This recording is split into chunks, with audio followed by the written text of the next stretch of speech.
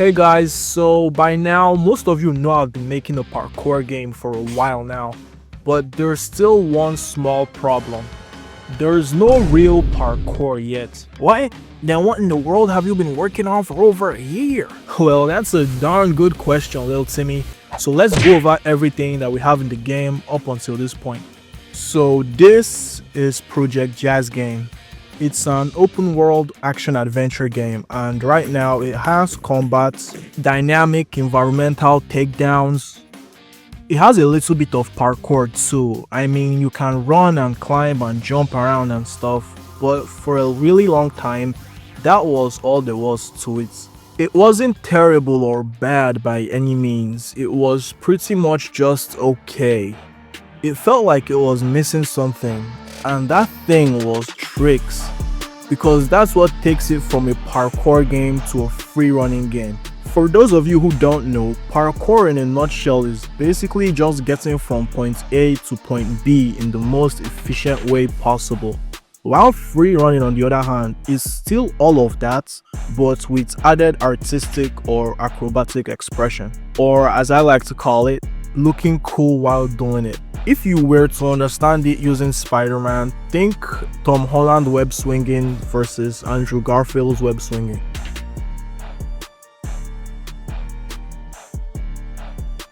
So the problem was clear as day.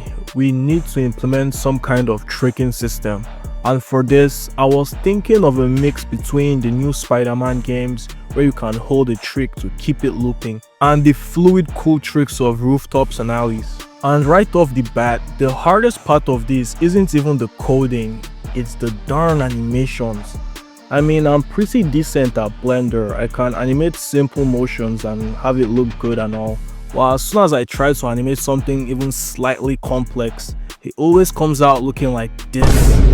But what the hell, what? And there is no way I can animate something as complex as this off rip. So I had to use a lot of references in Blender to animate every trick I was going to add into the game. And I can't even begin to stress how long this takes. And by the end of all of that, I was done and it was so worth it. Cause I got about 16 looping tricks and 16 other one-time tricks which were inspired by rooftops and alleys. So here's a rundown of how the tricking system works. As you can see on the gamepad display, everything here is still using the default control scheme. To start a trick, you need to get off the ground, and how high off the ground you are will determine the type of trick you can do.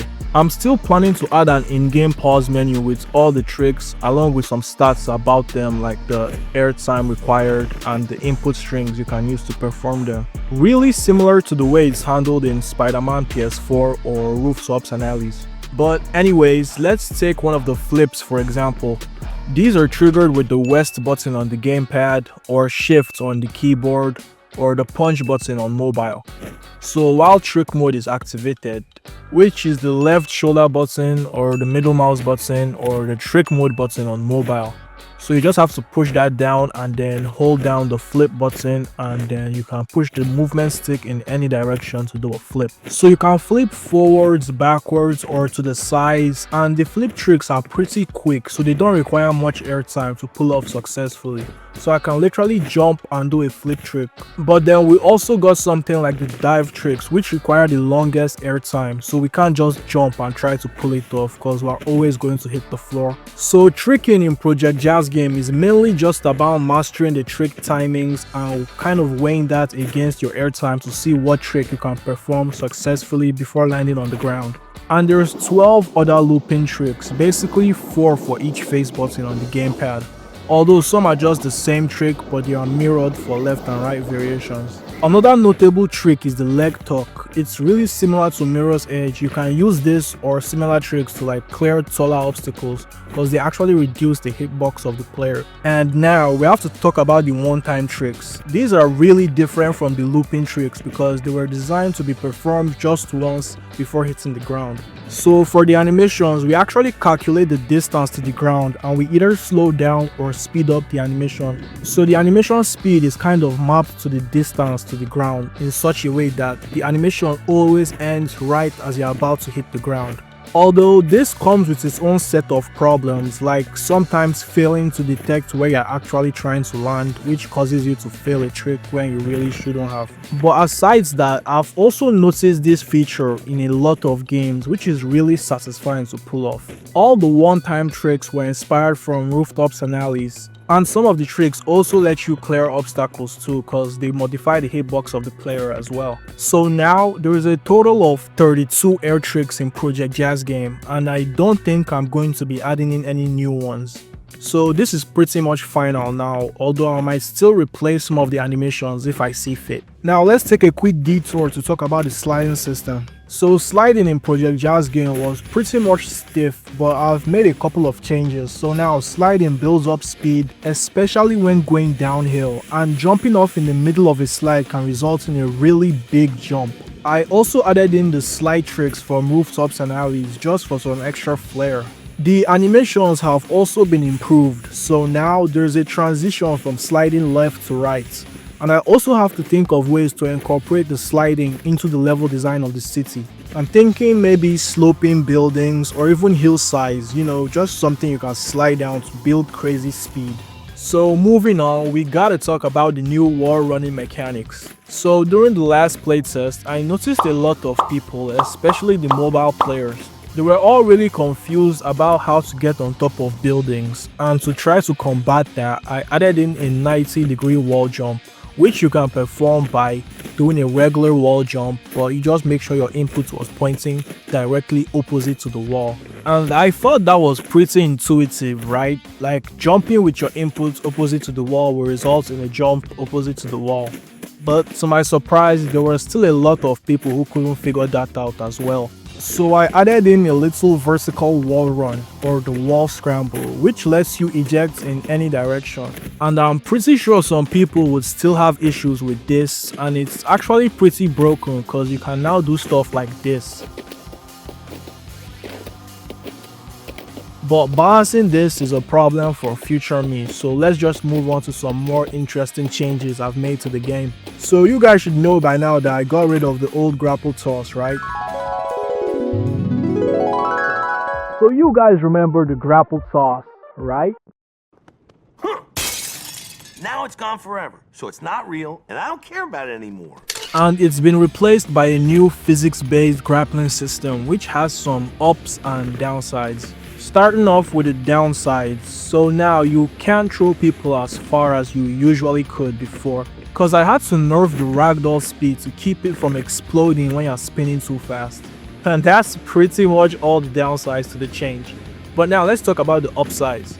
First off, you can now pick up knocked out NPCs and move their bodies. This would play a huge role when the stealth systems of the game have come into play.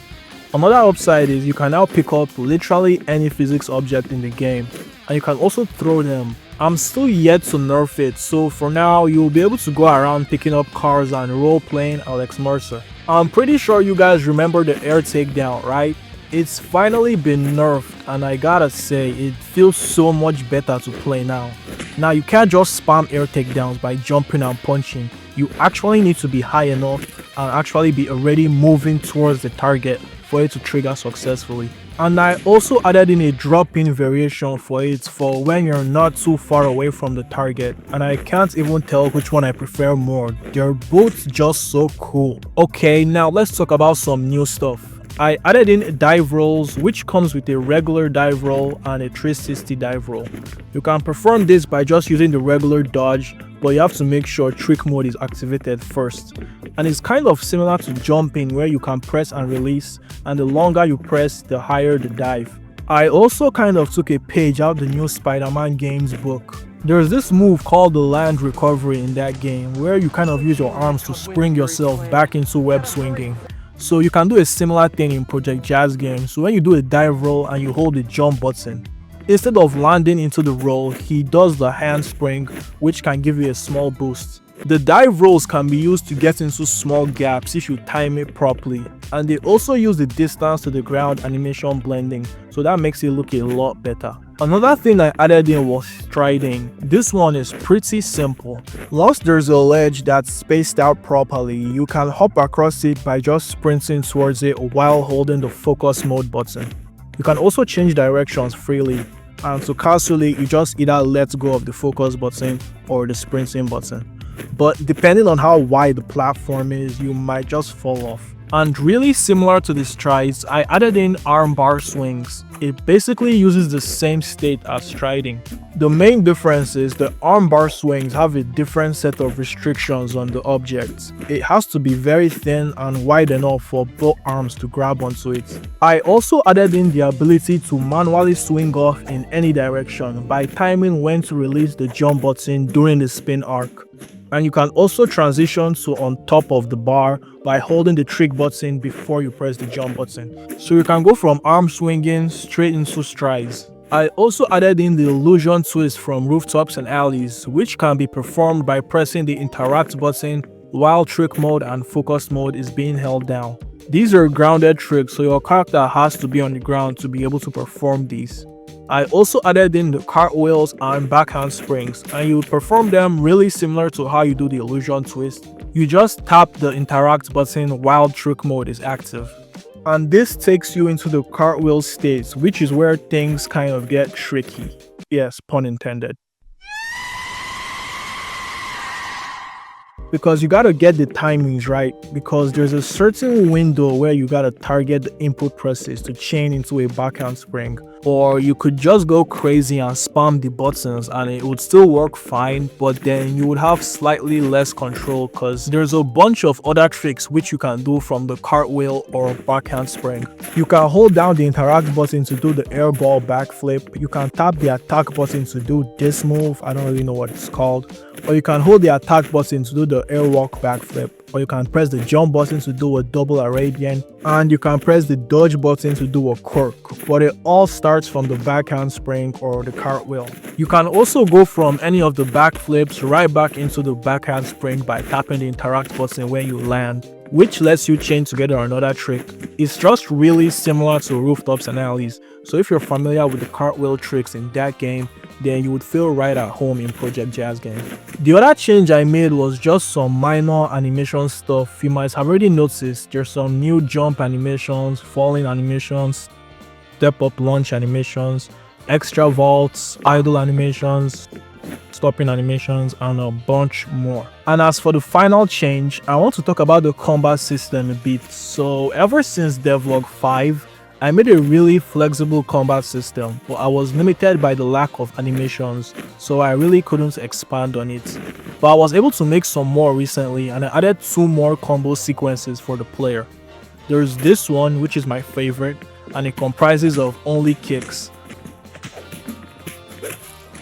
There's this one, which is basically just some new punches which ends in an uppercut, and there's also a crouched combo, so if you start an attack chain while crouched, you get to perform this combo. And they all have their unique heavy attacks. The kicking combo performs this Sparta kick, which is pretty awesome.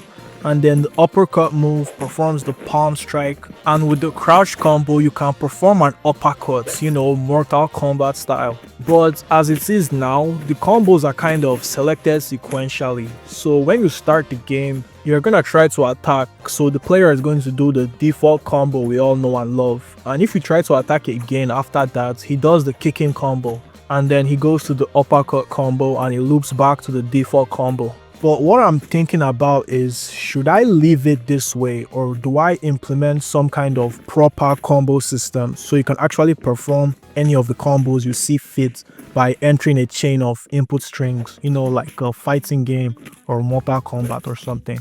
Or would you just prefer I make things a bit more like GTA San Andreas, where you can learn a certain skill so your combos just change depending on what skill you're currently using? Or do you think all that is just going to complicate the game and I should just leave it as is, because it's really simple and the combat feels dynamic right now? But let me know what you guys think in the comments. What route should the Project JazzGame combat take? Now I want to take some time to talk about the current state of Project JazzGame and what's to come. In the last devlog, I said it was time to start creating the world of the game, and that's still the case. But then I realized I need to finish all the movement mechanics and get them properly playtested and locked in so I can design a world around the movement mechanics. And then after that, I plan to fix the game in its current state before adding any new stuff on top of that, because it feels like the foundation of the game is in such a weird state. I can't say it's bad by any means, because the game runs fine for most people, but for some, it's either it crashes or it doesn't even run at all, or it runs and the screen is all blue, or sometimes it runs fine but then objects randomly flash blue. Either that or the objects don't even render at all sometimes. So no, I am not putting out any public playtests or even the demo till I'm sure I've fixed all these issues. So y'all gotta please be patient and wait until the game is 100% stable, or even 90%, cause I'm pretty sure there is no such thing as a 100% stable game. But hey, if you can't wait that long, then you can just use a cheat code and become a channel member. That way you get to join the private playtest and you support the channel and get some crazy perks and bonuses while doing it. So basically that's where it's at, and it's a really simple 4-step process till the demo. Step 1 is finish implementing all the mechanics required for a slice of the full experience of the game. Step 2 is private playtesting for refining those mechanics and making the game stable. Like the first 2 steps are they go back and forth a lot. Step 3 is to make the map for the demo. Step 4 is public playtest 5, which I shall use to refine the game before the demo. That also comes with the iOS launch, so you guys stay tuned for that. And then that's pretty much it. We're done. The demo is ready. All that's left is just to press the release button on the demo. Oh yeah, and then I disappear for 2 years and randomly drop the early access launch. Yeah, I'm just kidding. Or am I? Anyways, that's gonna do it for this devlog, so I'll see you guys when I see you guys.